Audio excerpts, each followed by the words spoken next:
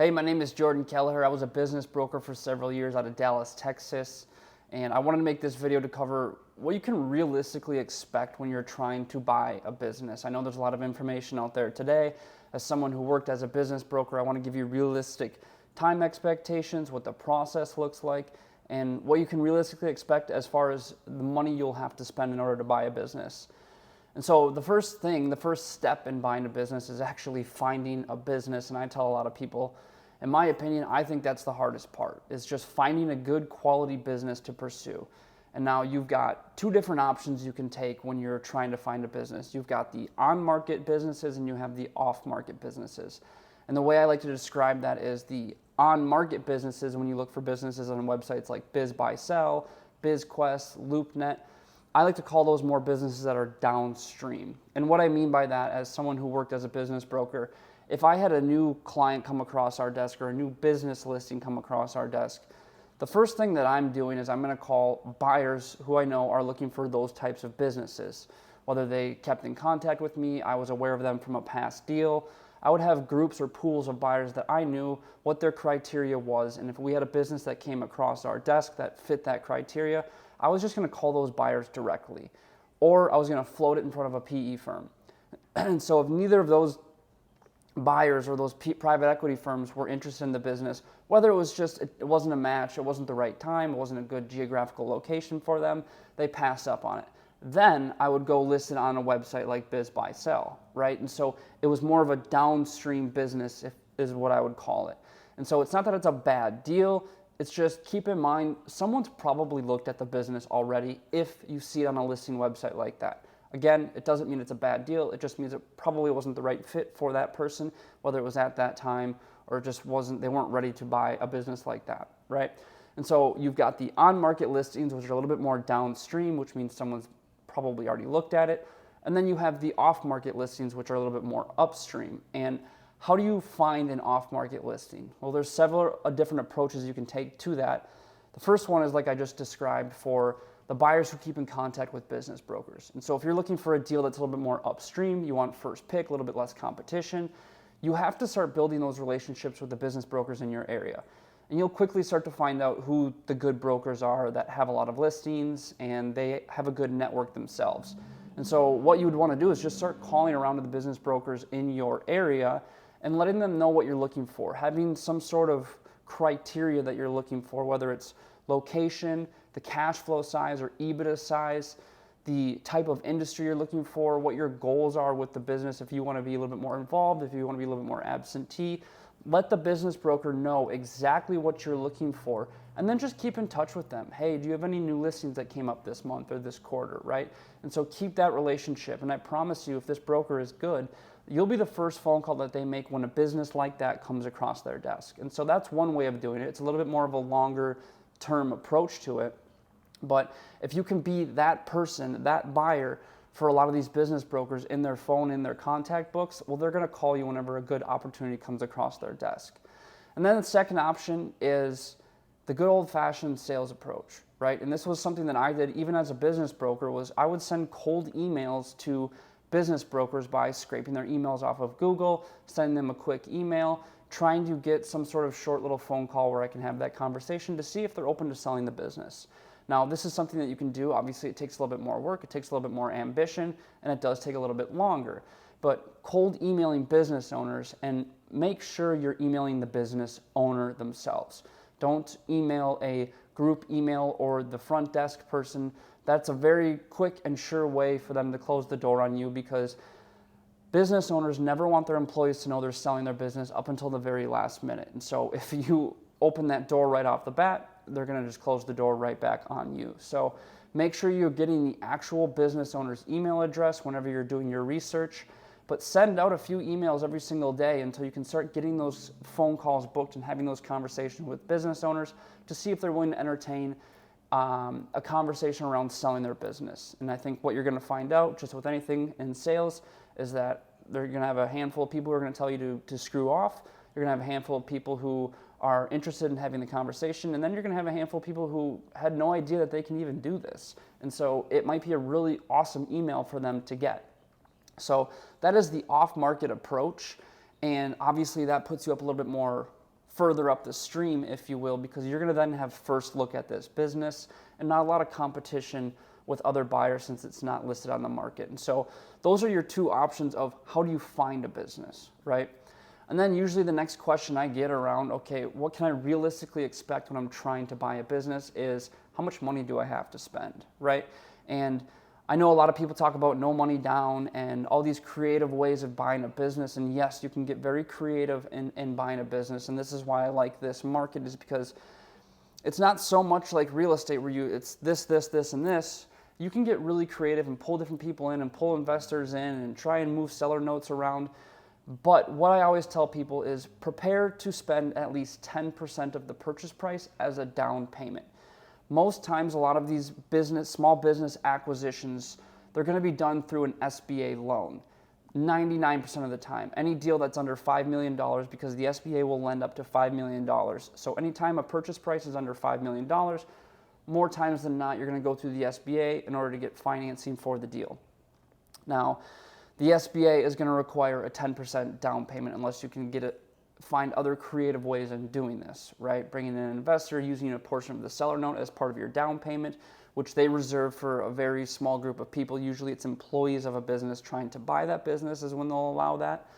But prepare to put 10% of the purchase price as a down payment out of your pocket. Now, it's not just the 10% as well, because just like anything else, there are going to be fees involved. And if the business you are buying is going to require some sort of working capital, which means initial money to spend to keep the operations and paying the bills for the first 1 to 3 months, you're going to have to get a working capital loan as well, and they'll usually include that into the entire loan as a whole, the project as they call it. And so I usually tell people 10 to 12%. Sometimes it usually falls right in that 11% range. So it's not going to be just 10%. Expect a little bit more because of the fees and then potential working capital included in that loan. So you've got money to spend in the first few months until you can start making until you can start making money in that business. Now, the working capital is obviously going to depend on the type of business you're buying, but as an overall, I would say a really safe number to expect to spend is around 11 to 12% as a down payment. Now, also outside of that, you're not just putting a down payment down. You are going to want to build a deal team around you. And what I mean by that is once you enter into the phase of due diligence, which is after an accepted offer with you and the seller, you'll enter into a phase called due diligence where you can fully review the business. You can fully review the financials and the operations and the legal issues and the regulations of the business. But during that due diligence period, you're going to want to hire a CPA to fully review and audit the financials and the tax returns. And so, as you can imagine, CPAs are going to cost money as well. And so I always say to reserve, a few extra $1,000 to pay a CPA to make sure that these numbers are actually true and they match up against the tax returns. And then secondly, you're going to need an attorney to pay to help you draft up the purchase agreement. In most cases, when you are looking to buy a business, the buyer is responsible for producing all of the contracts. What I mean by that is the letter of intent contract, which is a non-binding contract, and then the purchase agreement contract, which is the binding final contract of the deal. You are 100% going to want an attorney to help you draft that and take their advice and help and answer any questions that you have in regards to protecting yourself with this deal. And so you are also going to want to spend money on having an attorney help you draft that contract. Again, I would say prepare to spend a few $1,000s with that as well. So not only do you have that 11 to 12% down for your down payment, but you're also going to want to spend money on an attorney, and you're also going to want to spend money on a CPA. That is your deal team around you. Now, outside of that, if you are not familiar with the process of how to buy a business, first of all, an expected timeline, how long can this take you? Depending on the deal size, this can take you anywhere from 6 to 9 months. I usually say 6 to 12 months. So it is a lengthy process. And if you don't know how to navigate that process, if you don't know how things work or what to expect for next steps, I strongly encourage you to hire a consultant who does know how to do that, or hire a business broker, which can be a little bit pricey, or bring on a friend or family member who understands the process. But you are going to want somebody in your corner who is helping you navigate the process and telling you what to do for next steps. And so as far as building a deal team, attorney, CPA, and some sort of consultant that understands the process on how to buy and sell businesses, because going at this alone really is not recommended.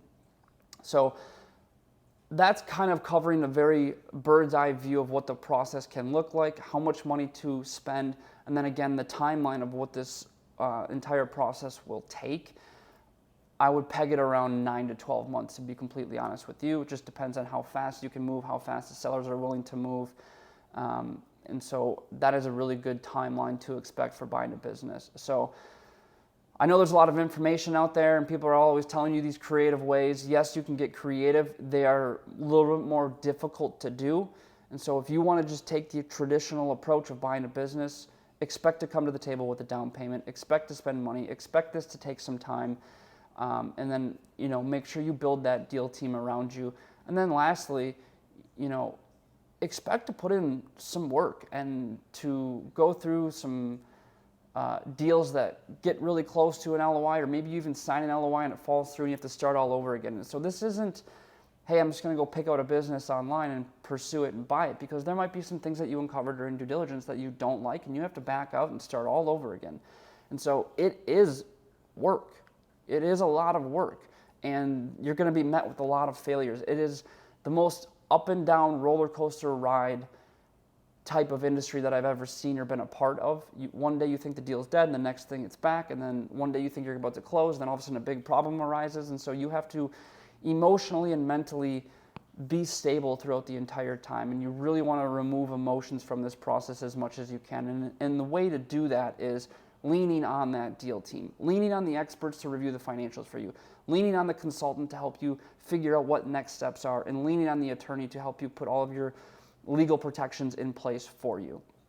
So just, again, expect to put in some work on finding the business, whether you're going to look for deals on market or off market, or do them both simultaneously. I have spent months looking for businesses where I have submitted LOIs, had to start all over from scratch again, go back to searching, had to submit an LOI, got close to a purchase agreement, had to back away and start all over again. And so that does not mean you're doing anything wrong. It means you are being thorough and diligent with finding the right business. Because again, the name of the game is not just to buy a business to say, hey, I bought a business. The name of the game is to make a smart investment where you can buy a business based off of past performance, profitability, and you also spot growth opportunities within the business. And so you don't want to buy something bad just to say you bought a business. That's not what we're trying to do here. And so if you do need to back out based off of facts, then do that. If you back out based off of emotions, now we're running into some issues here, right? So expect to put in some work finding a business.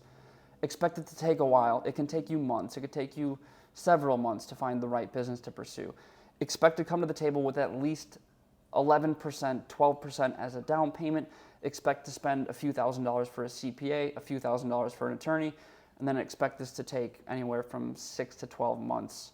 So I hope this helps you a little bit more clarity on what to expect when you're trying to buy a business.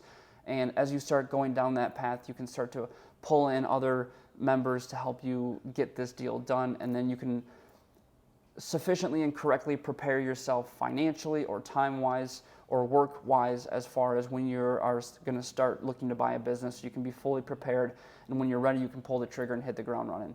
So thanks for watching. I'm going to keep making some videos on this, and I hope it's helpful.